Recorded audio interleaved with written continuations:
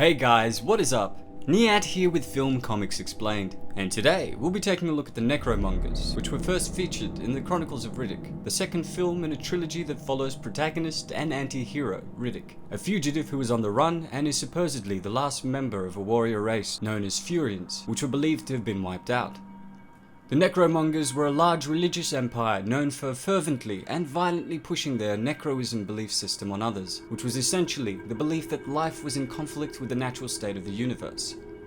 This zealous empire went through the cosmos, converting or killing all those they encountered.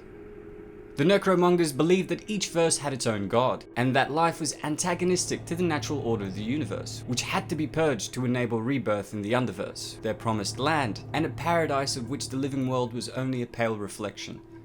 Necroism is actually descendant from the Brotherhood of Austere, which was a monotheistic and isolationist religion. The Brotherhood had believed that all of the other known religions were too iconic, their histories were all soaked in blood, and their teachings were too dogmatic, leaving little room for expression, which is why they sought to distance themselves from the influence of this corruption. After arriving on a planet called Asylum, a member of the Brotherhood called Kovu began preaching the then radical belief that there were other gods to be worshipped in the Underverse. Kovu had himself already seen the beauty of the Underverse, and so compelling was the sight to his eyes that he began teaching others that all life elsewhere was nothing more than a spontaneous outbreak, and a mistake that needed correcting. This ideology was the groundwork for what is now known as Necroism, and also paved the way for Kovu to become the first Lord Marshal, which was the highest rank among the religious empire, allowing him to rule with absolute power.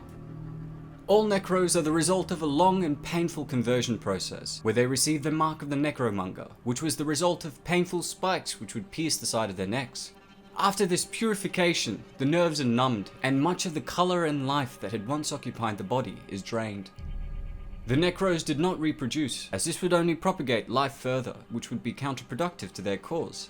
Instead, they looked at all who were yet to be converted as their offspring. As mentioned before, the highest rank among the Necromongers was Lord Marshal, below him were his Council of Lords, and below them were the captains which were in charge of the troops. In the films, it's explained that the current Lord Marshal, Xylor, had travelled to the Underverse where he became one of the half-dead, travelling through the threshold and gaining superhuman abilities derived from the manipulation of his astral body. It's also noted that he is the sixth Lord Marshal to take control of the Empire, after his predecessor, Krull, was found dead with a suspicious letter naming Xylor as his successor.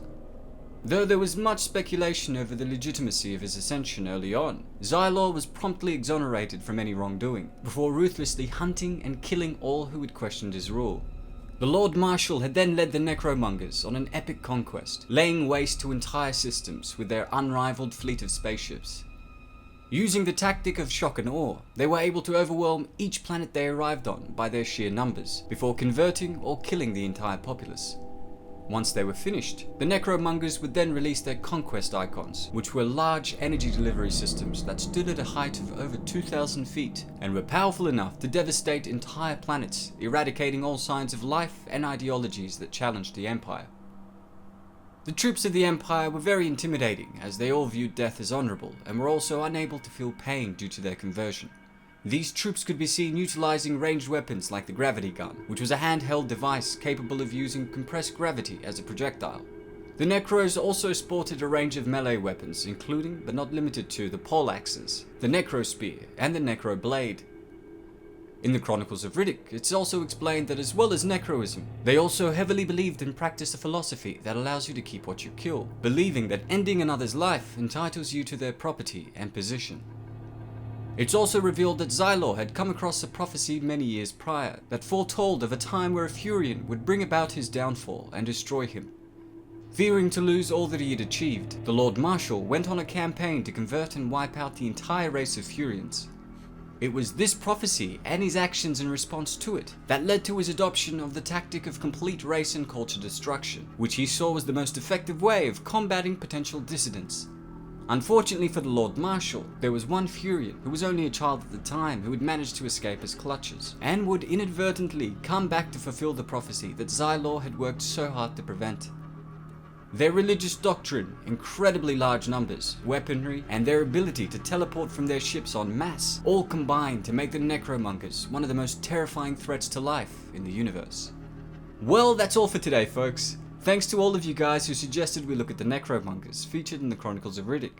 If there's any other content you would like me to check out, please do not hesitate to ask. As always, it's been a pleasure. Niyat here with Film Comics Explained. Thanks for stopping by.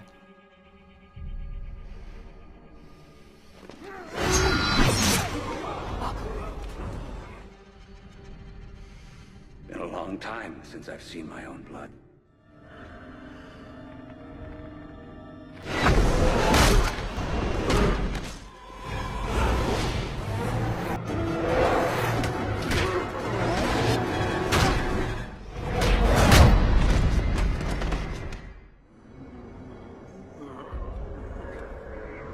Give me your soul.